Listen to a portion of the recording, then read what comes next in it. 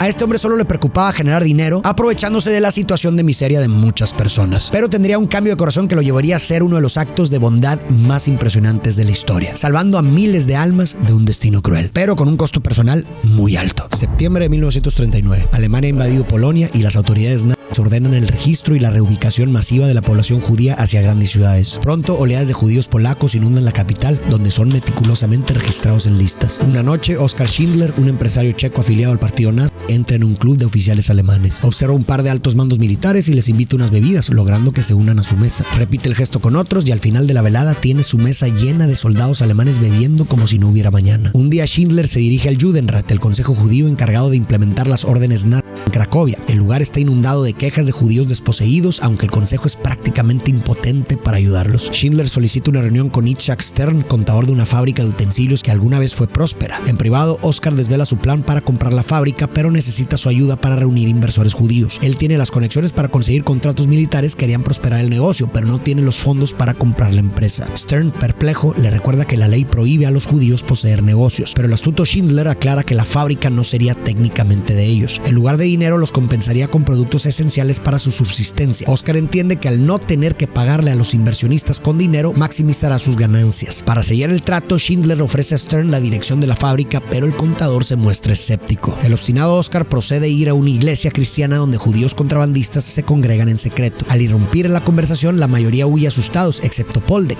quien accede a conseguirle artículos de lujo. Más adelante llega marzo de 1941, otra fecha para la infamia. Todos los judíos de Cracovia son despojados de sus hogares y recluidos en un gueto amurallado. Schindler encuentra su nuevo hogar en un departamento del que hace unos instantes sacaron a una familia. Pronto Stern logra convencer a unos inversionistas judíos de negociar con Oskar. A los inversionistas no les convence ser remunerados con mercancías, pero Schindler señala que el dinero será inútil en el gueto y solo los bienes materiales tendrán relevancia. Inseguros, pero sin alternativas, los inversionistas ceden y aceptan los términos de Oskar. Con el tiempo y la ayuda de Stern, Oskar Schindler logra levantar su empresa. Opta por contratar judíos en lugar de polacos, ya que resultan más económicos. Todos los empleados son declarados esenciales y se les otorga un documento que los salva de ser deportados a campos de concentración.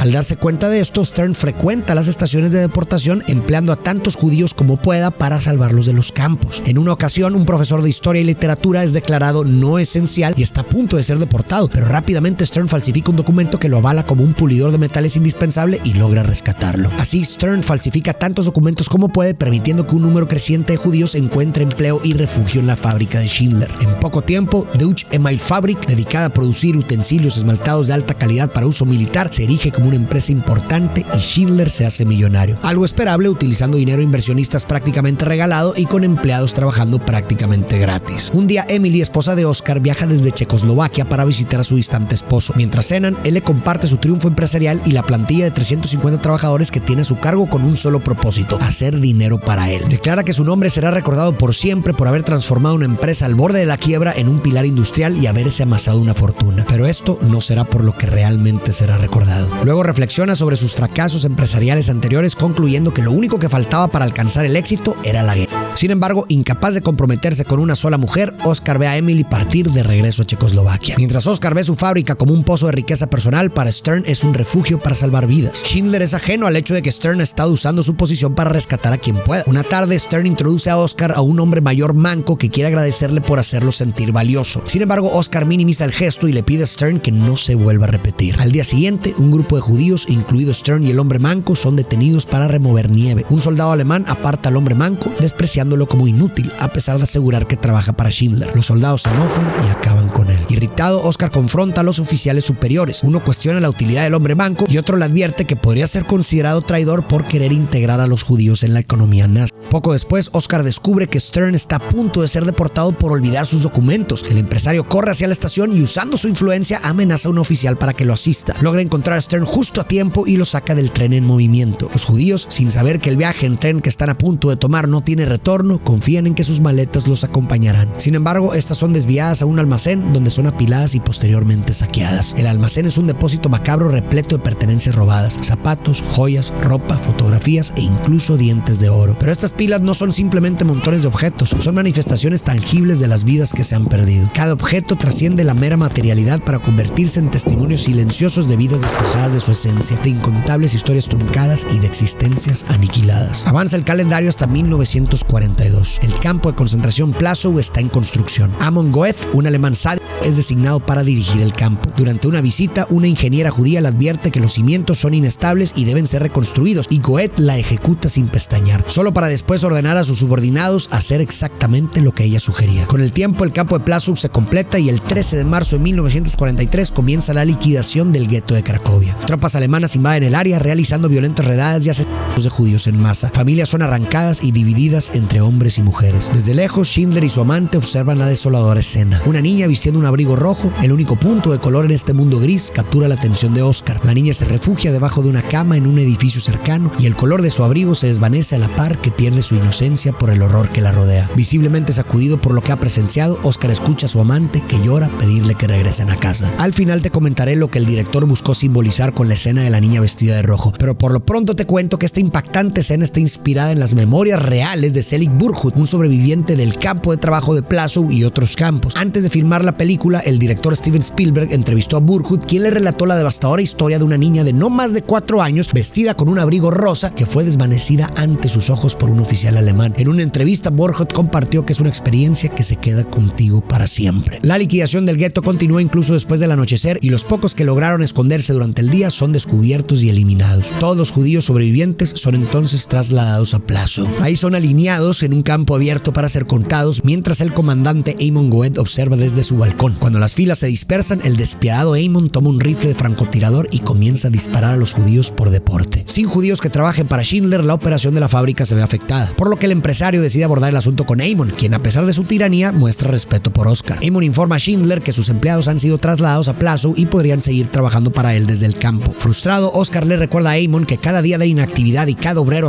afecta su negocio. Amon entonces le dice que ha oído que Schindler es un hombre que entiende bien la gratitud, aludiendo a sus anteriores sobornos, y que no le gusta que le digan qué hace, cosa que Amon comprende. Así que el comandante propone una solución: permitirle construir un subcampo laboral adjunto para mantener su producción, a cambio de una muestra de gratitud, claramente insinuando un soborno, y Schindler acepta la oferta. Bajo los términos de este nuevo acuerdo, Schindler logra ubicar a Stern en Plaszow y la asigna en una oficina. Más tarde se celebra una opulenta fiesta en el campo a la cual asiste Oscar. El empresario continúa forjando relaciones con varios oficiales, ofreciéndoles bebidas, comida y hasta efectivo. Algunos incluso lo saludan con el título de señor director. En cierto momento, Schindler se reúne con Stern. Le asegura que, aunque todavía no ha logrado sacarlo de Plaszow, visitará el campo frecuentemente para mantenerse informado y asegurarse de que Stern esté bien. Otro día, durante una revisión inesperada, Amon somete a prueba a un prisionero en la fabricación de bisagras. A pesar de la habilidad del hombre, el cruel comandante decide que su rendimiento es insuficiente. Se dispone a ejecutarlo, pero milagrosamente su arma se atasca repetidamente. El comandante entonces intenta con otras armas, pero con ninguna logra disparar. Después del incidente, Stern le sugiere a Schindler que contrate al hombre de las bisagras y este accede. El hombre se incorpora al equipo de trabajadores de la fábrica, salvando así su vida, y cuando se cruza con Schindler le muestra su gratitud, aunque este en realidad no sepa el contexto. Pocos días después, Regina Perlman, una judía que ha logrado sobrevivir bajo una identidad falsa, visita a Oscar para pedirle que contrate a sus padres, aclamando que todo el mundo dice que su fábrica es un refugio y que él es un buen hombre. No obstante, Schindler, nervioso por lo que acaba de escuchar, asegura que él no hace eso y la despide. Después reprende a Stern, sabiendo ahora que este ha estado usando la fábrica como un refugio para los judíos, lo que podría ponerlo en riesgo. Sin embargo, tras desahogarse, las palabras de la mujer sobre que lo reconocen por ser un hombre bueno parecen resonar en él, así que le entrega a Stern su reloj de oro y le instruye para que lo use como soborno y asegure el traslado de los padres de Regina a la fábrica. Desde ese punto, Schindler toma un papel más activo en la protección de los judíos, proporcionando incluso más de sus pertenencias personales a Stern para que las utilice en sobornos que permitan llevar a más personas a su lugar de trabajo. Durante otra fiesta con los oficiales alemanes, Schindler se queda hasta el final con un Amon embriagado discutiendo sobre el significado de poder. Control es poder, sugiere Amon, pero Schindler, aprovechando el respeto que Amon le tiene, desafía esta noción e intenta plantarle una idea. Argumenta que el verdadero poder se manifiesta cuando, teniendo todas las justificaciones para matar, se opta por perdonar. Amon parece tomar en serio el mensaje y perdona algunos errores al día siguiente, incluida una falta cometida por un adolescente. Sin embargo, después de haber tomado la decisión, Amon se encuentra frente a un espejo. Cuidadosamente se ajusta un mechón de pelo y murmura: te perdono. Pero algo en su reflejo parece incomodarle. Quizás no le agrada lo que ve, así que rápidamente regresa a su forma cruel habitual y acaba con el joven que había perdonado. Mi interpretación de esto es que detrás de la imagen déspota y autoritaria de Amon yacen inseguridades y complejos relacionados con su autoestima. Su marcado narcisismo es evidente. Para Amon, mirarse al espejo no es un mero acto de vanidad, es una evaluación simbólica de su propia identidad. Al analizarse detenidamente, busca que su apariencia física refleje esa imagen idealizada de poder y control que anhela reflejar. En otras palabras, el espejo es un medio para que Amon confirme o niegue la imagen de sí mismo que quiere proyectar al mundo, lo cual indica una profunda preocupación por cómo es percibido por los demás. Este esta dependencia del juicio ajeno para su autoestima también se refleja en la conversación con Schindler sobre el poder. Eamon contempla brevemente la idea de perdonar solo porque Schindler se lo sugirió. Eamon posiblemente creyó que al emular la visión de poder de alguien tan respetado como Schindler, podrá ser visto de la misma forma y obtener un reconocimiento similar. Sin embargo, al intentar asumir esta nueva forma de poder, es probable que Eamon sintiera que su cuidadosamente construida imagen estaba en peligro. Su autoestima se entrelaza con su poder de dominar y controlar a los demás, por lo que al confrontar un modelo que desafía su autoimagen, se siente inseguro y vulnerable, lo que lo lleva a recaer en patrones de comportamientos conocidos y predecibles para él, evitando así enfrentar sus carencias internas. Quiero enfatizar que aunque están basados en personajes reales, no quiere decir que mis interpretaciones coincidan con las motivaciones de estas personas en la vida real. Estoy hablando de la película. Cada día que transcurre, el campo de Plaszow se vuelve más deshumanizado. Se toma la drástica medida de enviar a todos los niños del campo a Auschwitz para hacer espacio para nuevos prisioneros procedentes de Hungría. Schindler, al presenciar este horror, al menos logra rociar agua sobre los condenados mientras esperan en los trenes. En su cumpleaños, una mujer judía le extiende sus felicitaciones en nombre de todos los trabajadores. En un impulso de gratitud, Schindler la besa, lo cual lo pone en un aprieto legal, ya que besar a un judío es una violación a la ley. Schindler es encerrado un momento, pero gracias a sus conexiones con Eamon y otros altos funcionarios, evita cualquier consecuencia seria. Le dicen incluso que podría tener relaciones con cualquier mujer judía que desee a cambio de un soborno. Llega el año 1944 y el escenario cambia radicalmente. Eamon informa a Schindler que Plaszow será desmantelado y le ordenaron incinerar a los más de 10,000 judíos que asesinaron ahí y en la masacre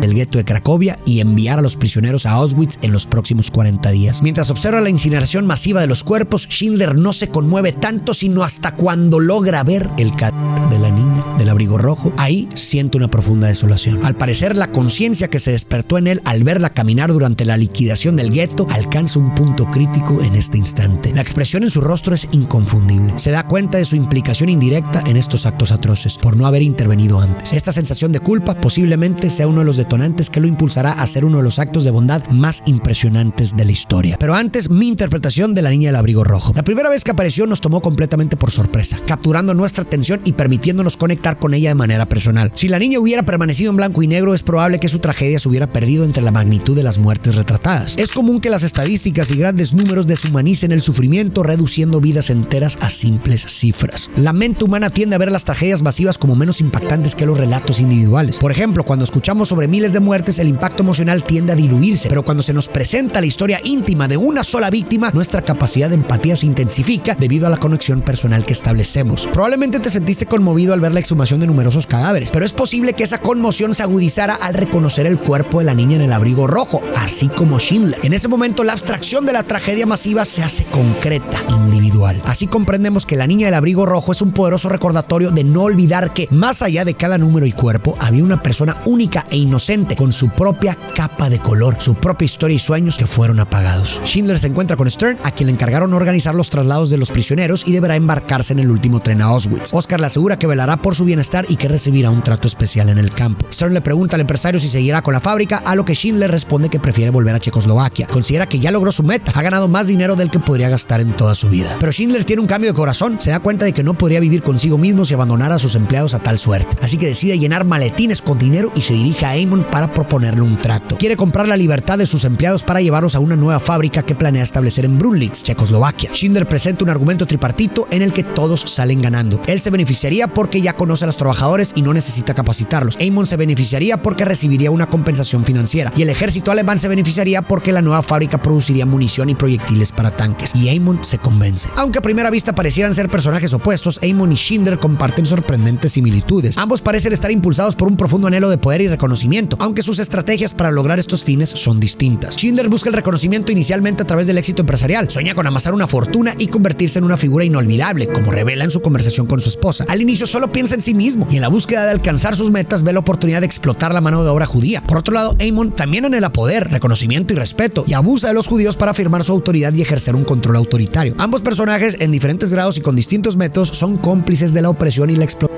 de los judíos. Sin embargo, sus caminos divergen en un punto crucial. Schindler decide comenzar a utilizar su riqueza para salvar vidas, mientras que Eamon, aunque enfrenta una oportunidad similar de transformación, elige mantener su ejercicio cruel y despótico del poder. Esta divergencia ilustra un tema central de la película, la dualidad del poder. El poder en sí mismo es una herramienta neutral, su valor moral se determina por cómo se utiliza. Eamon emplea su poder para dominar y cometer atrocidades, mientras que Schindler lo usa para liberar y salvar vidas. El anhelo de poder y reconocimiento también pueden ser la chispa para un cambio significativo y profundo, tanto en el individuo como en el mundo que nos rodea. Stern entonces comienza a redactar la ahora famosa lista de Schindler, una lista que llegará a incluir los nombres de más de 1000 personas. Schindler desembolsa una gran suma de dinero y persuade a otros para contribuir, y la lista se convierte en un salvoconducto hacia la vida, salvando a todas esas almas de un destino cruel e inminente. En Plazow, los individuos en la lista de Schindler son convocados y divididos en 2 trenes con destino a Brunlitz. Los hombres van en uno y las mujeres y niños en otro. Al poco tiempo, el tren de los hombres llega a su destino y Oscar los recibe con los brazos abiertos y sopa caliente. Sin embargo, el tren que transporta a las mujeres sufre un destino muy distinto. Debido a una confusión, este tren se desvía y llega a Auschwitz. Las mujeres y niños son desembarcados, les cortan el pelo y son enviados a una sala cerrada. El temor se apodera de ellas creyendo que están en una cámara de gas, pero afortunadamente resulta ser una sala de duchas. Al enterarse de este horroroso error, Schindler utiliza sus influencias para corregir la situación. Negocia con el oficial al mando y gracias a sobornos en forma de diamantes consigue que sus empleadas sean redirigidas a Brunlitz. Una vez asegurada la llegada de las mujeres, Schindler establece reglas claras para los guardias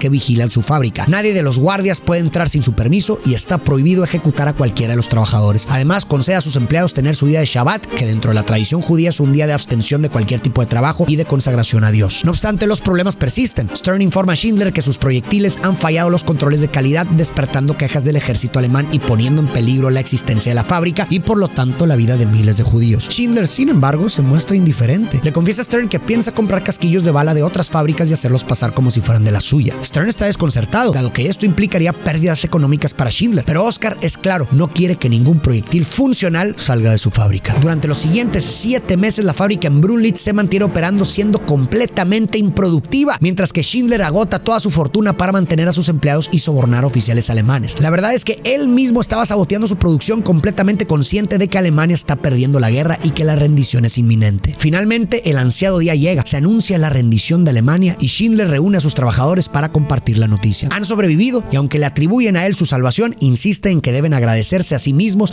a Stern y a otros que enfrentaron la muerte cada día para protegerlos. Comenta que a partir del día siguiente serán libres, pero él será un fugitivo, así que tendrá que huir después de medianoche. Pese a su humanidad hacia los judíos, las fuerzas aliadas y soviéticas lo verán como un miembro del partido nazi y un la esclavitud judía, y pronto sería considerado un criminal de guerra. Cuando llega la medianoche, los trabajadores judíos se reúnen para despedir a Schindler. Le entregan un anillo fabricado con el oro de los dientes de uno de los trabajadores que lleva grabada una frase del Talmud: quien salva una vida, salva al mundo entero. Emocionado hasta las lágrimas, Schindler lamenta no haber podido salvar más vidas. Stern le consuela recordándole que ha salvado a 1100 personas y con ello ha asegurado la supervivencia de futuras generaciones. Sin más, Schindler sube a su auto y se aleja. Al día siguiente, un solitario soldado ruso informa a los trabajadores de que son libres. Goethe es capturado y posteriormente ejecutado en Cracovia por crimen contra la humanidad. Cabe enfatizar que en la película su último acto antes de morir es arreglarse el cabello, lo que refuerza la idea de que este gesto es un ritual cargado de significado para Eamon, que representa un esfuerzo sostenido por proyectar una apariencia y por extensión una identidad que pueda compensar sus inseguridades profundamente arraigadas. Incluso al borde de la muerte, el gesto persiste, resaltando su necesidad crónica de afirmación externa, una necesidad que opaca incluso la gravedad de su destino inminente. Después de la guerra, Schindler fracasa en su matrimonio y en varios negocios, pero en 1958 es reconocido como persona justa por el Consejo de Yad Vashem en Jerusalén y planta un árbol en la Avenida de los Justos, un árbol que sigue floreciendo hasta el día de hoy. La escena cambia y nos traslada a 1993, mostrando a los verdaderos judíos de Schindler caminando en un entorno a color. El filme concluye con los actores y los auténticos sobrevivientes colocando piedras sobre la tumba de Oskar Schindler en señal de respeto y gratitud. Para 1993 había menos de 4000 judíos en Polonia, pero más de 6000 descendientes de aquellos que Schindler salvó. El film cierra con un tributo a los más de 6 millones de judíos que perdieron la vida durante el Holocausto. El director Spielberg insistió en que la película se rodara en blanco y negro, pues sus únicas referencias provenían de documentales en ese formato. Esa decisión contribuye al poder de la película. La brutalidad es más cruda y la desesperación más evidente. Spielberg explicó que la niña del abrigo rojo simboliza la indiferencia global ante el Holocausto. A pesar de estar conscientes de los acontecimientos, líderes mundiales de la época no actuaron con firmeza para detener lo que bien podría describirse como una marcha sangrienta que ocurría a plena vista pero quedaba ignorada. Al igual que la niña del abrigo rojo, una bandera roja simbólica que caminaba inadvertida en medio del caos. Sin embargo, en medio de esta representación sombría existe un mensaje de esperanza. Mientras que las atrocidades del Holocausto durante mucho tiempo pasaron en gran medida desapercibidas por la mayoría, hubo personas como Oskar Schindler que no solo reconocieron la magnitud del horror, sino que también actuaron en consecuencia. Schindler utilizó su influencia y poder para salvar a cuantos pudo, dejando un legado inolvidable y estableciendo un poderoso ejemplo para la humanidad. Finalmente, Schindler no fue recordado por la riqueza que acumuló, como creyó que sería, sino por las vidas que salvó y el bien que hizo. Quien salva una vida, salva al mundo entero. Al proteger incluso una sola vida, Schindler no solo salvó a un individuo, sino que garantizó la existencia de generaciones futuras y todo el potencial inherente a ellas, demostrándonos que cada acto de bondad hacia el prójimo, sin importar su magnitud, tiene un valor inmenso en la construcción de un mundo mejor. Si quieres que relate y reflexione sobre tu historia favorita o responda a dudas o comentarios, puedes volverte miembro del canal dando clic aquí abajo donde dice unirse. Esto te dará acceso a muchos beneficios exclusivos, además de que estarás apoyando inmensamente el canal. Si quieres ver más relatos, reflexiones e interpretaciones de historias, puedes darte una vuelta por el canal. Si buscas un poco, tal vez encuentres tu historia favorita. Y por si no lo sabías, tengo 3 libros publicados que puedes pedir desde cualquier parte del mundo. Aquí abajo te dejo la liga. Muchas gracias por tu apoyo. Nos vemos en el próximo video.